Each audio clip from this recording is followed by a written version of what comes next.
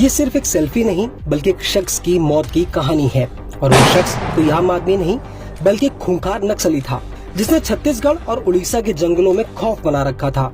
आलम यह था कि पुलिस तक को उसका सुराग नहीं मिल पाता था, लेकिन एक गलती उसकी जिंदगी पर भारी पड़ गई और पुलिस को न सिर्फ पहली बार उसका हुलिया पता चला बल्कि उस तक पहुंचने में मदद भी मिली। और वो थी ये सेल्फी जिसमें वो अपनी पत्नी के साथ मुस्कुराता दिख रहा है।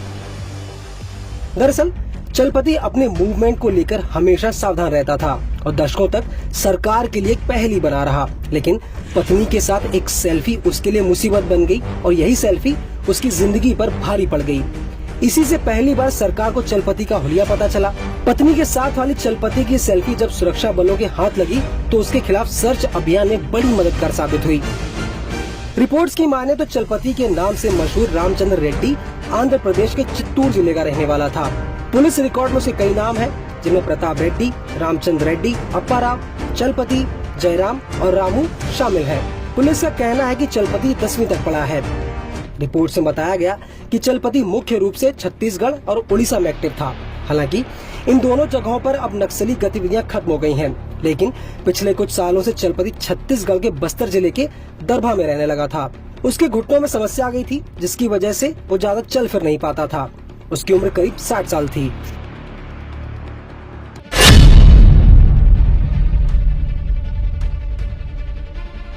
रिपोर्ट्स की माने तो चलपति भले ही ज्यादा पढ़ा लिखा नहीं था, लेकिन तेलुगु, हिंदी, अंग्रेजी और उड़िया भाषा का जानकार था। उसे सैन्य रणनीति और गुरिल्ला युद्ध का भी विशेषज्ञ माना जाता। 2008 में तब चर्चा में आया जब उसके नेतृत्व में नक्सलियों ने उड़ीसा के नयागढ़ जिले में हमला किया। इस हमले में 13 सुरक्षाकर्मी मारे गए थे।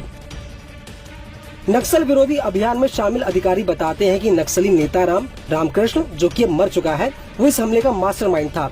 ये अटैक 15 फरवरी 2008 को हुआ था।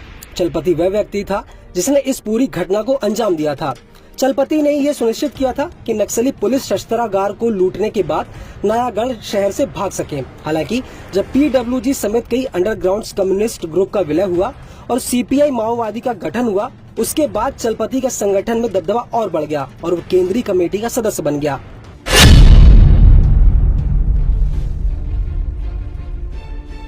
रिपोर्ट्स की माने तो चलपति का जीवन जंगलों में ही बीता था।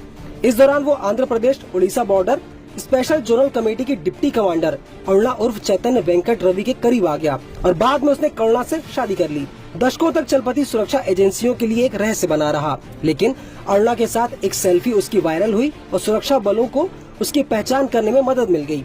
उसकी ये सेल्फी लावारिस स्मार्टफोन में मिली थी। दरअसल मई 2016 में आंध्र प्रदेश में नक्सलियों और सुरक्षा बलों के बीच गोलीबारी हुई थी।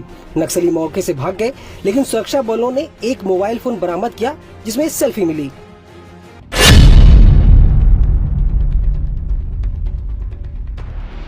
अब बड़ा सवाल ये है कि आखिर कैसे मारा गया चलपति। दरअसल छत्तीसगढ़ और उड़ीसा के जंगलों में छिपे नक्सलियों के खिलाफ सुरक्षा बलों ने सोमवार देर रात ऑपरेशन चलाया। सुबह तक 2 नक्सली मारे गए। मंगलवार सुबह तक 12 और नक्सली मारे गए। एनकाउंटर में कुल 14 नक्सली ढेर हो गए, जिनमें से चलपति भी शामिल था। फिलहाल इस खबर पर आपकी क्या राय है, हमें कमेंट करके जरूर बताएं और ऐसी ही खबरों के लिए बने रहिए न्यूज़ 18 इंडिया के साथ।